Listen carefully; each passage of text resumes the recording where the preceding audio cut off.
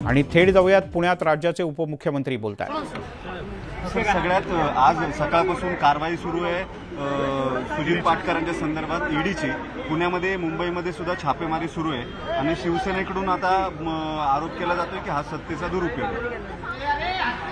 असं आहे, नेमकी काय कारवाई चाललेली आहे याबद्दल मला माहिती नाही, परंतु एवढं निश्चितपणे सांगतो की ज्यावेळेस मुंबई महानगरपालिकेमध्ये कोविड सेंटर सुरू करण्यात आले आणि त्यानंतर त्या कोविड सेंटरमधला घोटाळा बाहेर आला, त्यावेळी अतिशय धक्कादायक माहिती बाहेर आली होती।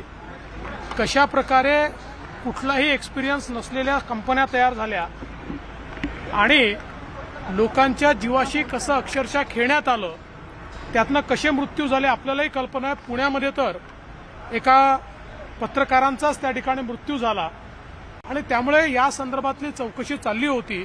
आता नेमकं त्या चौकशीत ती कुठपर्यंत पोहोचली आहे, आता या छाप्यांमध्ये काय मिळालेलं आहे हे ईडी सांगू शकेल, मला त्याची कल्पना नाही। आदित्य ठाकरेंच्या अतिशय निकटवर्तीय मानले जाणारे सुजित चव्हाण यांच्या घरी सुद्धा ही छापेमारी सुरू आहे। यांचा देखील थेट कनेक्शन त्या जम्बो कोविड सेंटरशी आहे। मला असं वाटतं की ज्या ज्या लोकांचं कनेक्शन असेल त्यांच्याकडेच ही छापेमारी चालली असेल, पण मी पुन्हा एकदा सांगतो की या संदर्भात अधिकृत माहिती ईडी देऊ शकेल, माझ्याकडे या संदर्भातली माहिती नाहीये।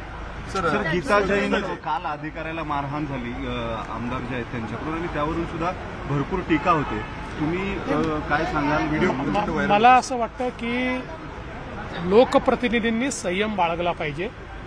हे ठीक आहे की कधीतरी संताप होऊ शकतो, एखाद्या गोष्टीत राग अनावर होऊ शकतो, तरीही लोकप्रतिनिधींना संयम बाळगून कायद्याच्या चौकटीत काम करणं हेच योग्य आहे असं माझं मत आहे।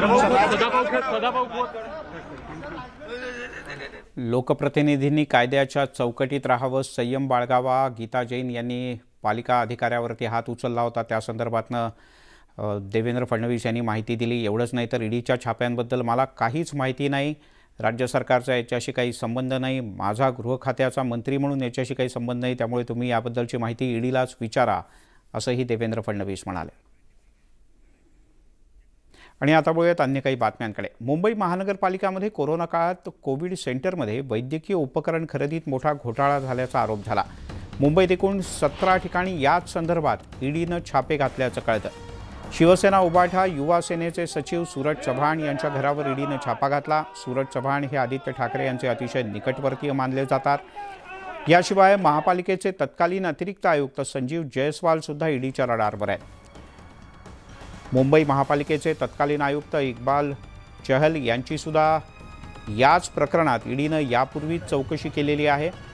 संजय राऊत यांचे निकटवर्तीय सुजित पाटकर यांच्याशी संबंधित लाईफलाईन हेल्थकेअर या कंपनीचा सुद्धा या घोटाळ्याशी संबंध असल्याचा आरोप झाला।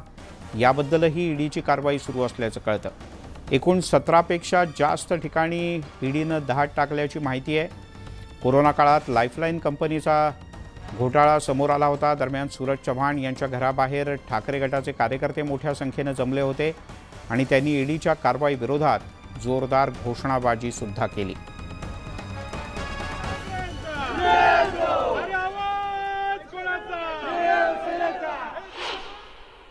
संजय राऊतचे पार्टनर सुजित पाटकर, त्यांची लाईफलाईन हॉस्पिटल मॅनेजमेंट सर्व्हिसेस, त्यांचे जोडीदार यांच्याकडे ईडीने छापे टाकले आहे असं मीडियामध्ये वृत्त आले आहे। हिशोब तर द्यावाच लागणार। त्या ठिकाणी जो महापालिकेच्या माध्यमातून भ्रष्टाचार झालाय, घोटाळा झालाय, गैरव्यवहार झालाय, त्या संदर्भामध्ये त्या ठिकाणी कारवाई होत असेल। कारण कोविड काळामध्ये उद्धवजी ठाकरे साहेबांच्या मार्गदर्शनाखाली, नेतृत्वाखाली त्या ठिकाणी कोविडचा प्रचंड खर्च झाला आणि मग तो खर्च झाल्यानंतर त्या वेळेला अधिकारी कोण होते, तशा प्रकारचे अधिकारी ते आहेत का, त्याची चौकशी मला वाटतं त्या अनुषंगाने होत असावी। अशाने शिवसैनिकांचं, कार्यकर्त्यांचं मनोबल बिलकुल खच्ची होणार नाही। केवळ आणि केवळ राजकीय वैरत्व, राजकीय शत्रुत्व आणि राजकीय दृष्टीने घाणेरड्या वृत्तीने प्रेरित होऊन आज माननीय सूरज चव्हाण आणि त्यांच्याबरोबर इतरही जणांवर जी ईडीची कारवाई झालेली आहे केवळ आणि केवळ राजकीय द्वेषापोटी कुठेतरी मेलेलं गाडलेलं मडं उकरून काढायचं आणि कुठे शुक्ल काष्ट मागे लावायचा हा धंदा सध्याच्या सरकारने चालू केलेला आहे.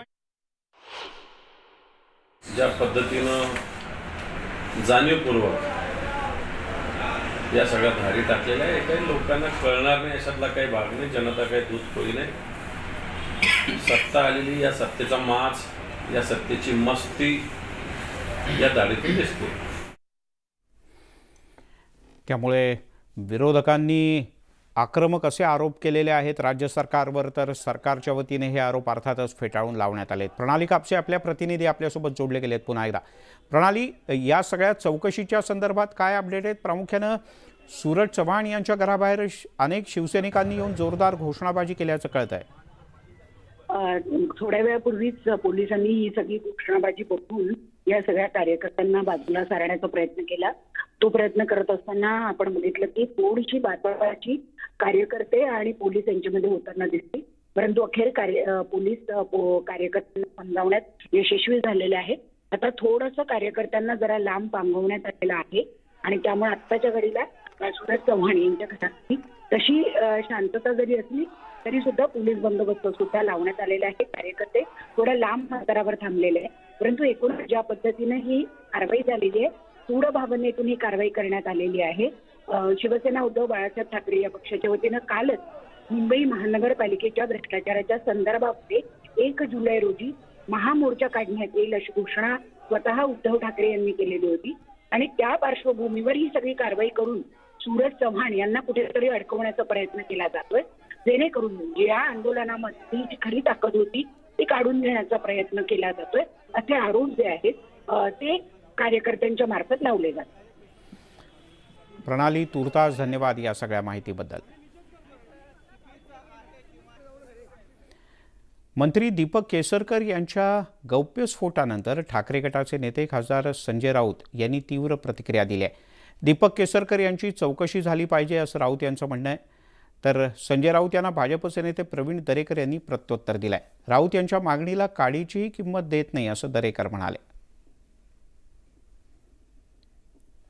मुख्यमंत्री दीपक केसरकरांची चौकशी व्हायला त्यांनी हे सिक्रेट इतके दिवस का लपवलं, ही गोपनीय माहिती द इंटरेस्ट ऑफ महाराष्ट्र देश का लपवून ठेवली याच्याबद्दल त्यांची चौकशी व्हायला पाहिजे. माझ्यामुळे उद्या तुमचं भविष्य त्या ठिकाणी अंधकारमय झालं तर मी जबाबदार असेन अशा प्रकारच्या भूमिकेतनं भावनेतनं त्या ठिकाणी त्यांचं वक्तव्य असावं ज्याचा उच्चार त्या ठिकाणी केसरकर साहेबांनी केला.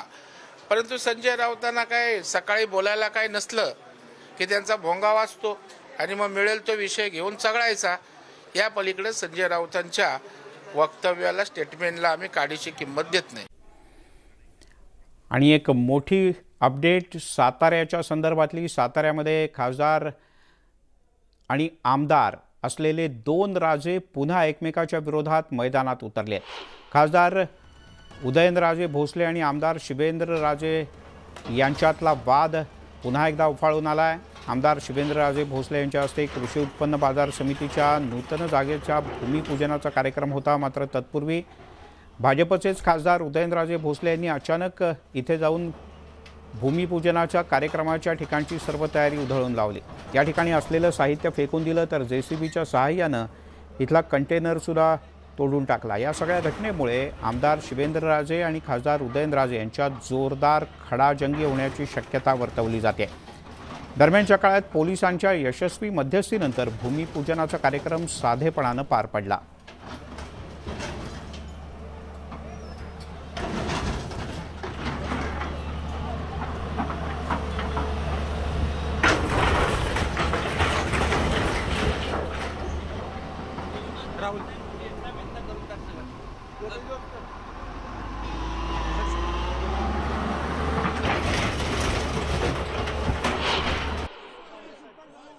आपल्यासोबत खासदार उदयनराजे भोसले आहेत. त्यांची भूमिका नक्की यावर काय आहे आपण पाहूयात. काय सांगाल महाराज साहेब, तुमची नक्की भूमिका याबद्दलची काय? वाद कुठलाच नव्हता, जागा आमची कुळांची संभाजीनगरच्या लोकांची, नाव आमचं आहे, त्यांचं तिथे याचं काही कारणच नव्हतं ना.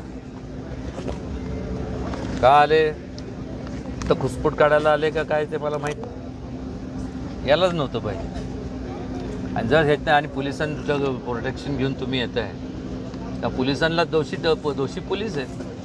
उद्या समजा हे काय अनुचित प्रकार झाला असता तर कितीला पडलं असतं. हे संपूर्ण याला पोलीस दोषी आहेत, कारण की ते त्यांच्या बाजूनी संपूर्ण त्यांना वन साईड त्यांना एक मदत करतात. तुम्ही बघून घेत नाही कागदपत्र काय नाही, आणि जेव्हा दाखवले जातात आणि तेव्हा ह्याच्या अगोदर सुद्धा ज्या वेळेस कुळांना बोलवलं, मला बोलवलं नाही. कुठंतरी तुम्हाला त्यांना साईड करायचं, म्हणजे त्यांना त्यांची बाजू घ्यायची म्हणून तर मी असं केलं ना. त्यांची जर भूमिका असेल या ठिकाणी काम करणारच, तर तुम्ही नक्की तुमची भूमिका काय राहील याच्या पुढे? हे बघू ना, काय काम करणारच, बघू कसं करणार. अधिकारच नाही त्यांना, तर करा, फिरवा सगळ्यांच्या ह्याच्यावरनं, नांगर फिरवा, बुलडोजर फिरवा सगळ्यांच्या अंगावरनं, मारून टाका सगळ्यांना. कॅमेरामॅन राम पवार समिती सचिन जाधव, न्यूज 18 लोकमत, सातारा. तिकडे चंद्रपूरचे काँग्रेसचे जिल्हाध्यक्ष प्रकाश देवतळे यांना नाना पटोले यांनी जिल्हाध्यक्ष पदावरून हटवलं होतं. या कारवाईला काँग्रेसचे महासचिव वेणुगोपाल यांनी स्थगिती दिली. त्यामुळे काँग्रेस प्रदेशाध्यक्ष नाना पटोले यांच्यासाठी हा मोठा धक्का मानला जातो. तर पटोले यांचे पक्षांतर्गत विरोधक विजय वडेट्टीवार यांची सरशी झाल्याचंही मानलं जात आहे. चंद्रपूर कृषी उत्पन्न बाजार समितीच्या निवडणुकीत विजय वडेट्टीवार आणि भाजपच्या पॅनलनं हातमिळवणी करत बाळू धानोरकर यांच्या पॅनलचा पराभव केला. यानंतर नाना पटोले यांनी काँग्रेस जिल्हाध्यक्ष प्रकाश देवतळे यांची जिल्हाध्यक्षपदावरून उचलपांगडी केली होती. आणि या कारवाईनंतर वडेट्टीवार आणि पटोले यांच्यात मोठं वाकयुद्धही रंगलं. वडेट्टीवार यांनी दिल्ली गाठली आणि हायकमांडकडे पटोले यांची तक्रार केली. ताज्या घडामोडीत वेणुगोपाल यांनी एक पत्र लिहून देवतळे यांच्यावरची कारवाई करताना AICCची परवानगी न घेतल्याचा ठपका पटोले यांच्यावर ठेवला आहे.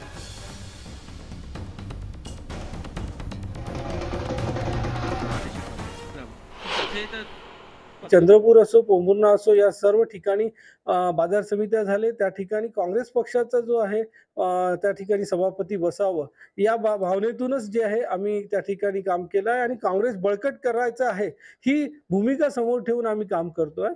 निश्चितच जे काही मागच्या काळामध्ये झालेलं आहे त्याला विसरून जे आहे पुढे पक्षाला बळकटी देण्याकरता आमच्या माध्यमातून काम होणार आहे. बोलूयात पुढच्या बातमीकडे. जालन्यामध्ये माईकचा आवाज अचानक वाढल्यानं केंद्रीय रेल्वे राज्यमंत्री रावसाहेब दानवे साऊंड सिस्टीमवाल्यावर चांगलेच चिडले. जालना शहरातल्या जिल्हा परिषद शाळेत दिव्यांगांना साहित्य वाटपाच्या नोंदणीच्या कार्यक्रमाचं आयोजन करण्यात आलं होतं. यावेळेला भाषण करताना माईकचा आवाज अचानक वाढला. त्यामुळे दानवेंच्या भाषणात व्यत्यय आला आणि दानवे साऊंड सिस्टीमवाल्यांवर चांगलेच संतापले. खरं तर एक 6 महिन्यापूर्वी हे आवाज कमी करणारे, रस्त्यावरती काही आवाज नाही, इथे सर्व शेवडीपूर आम्ही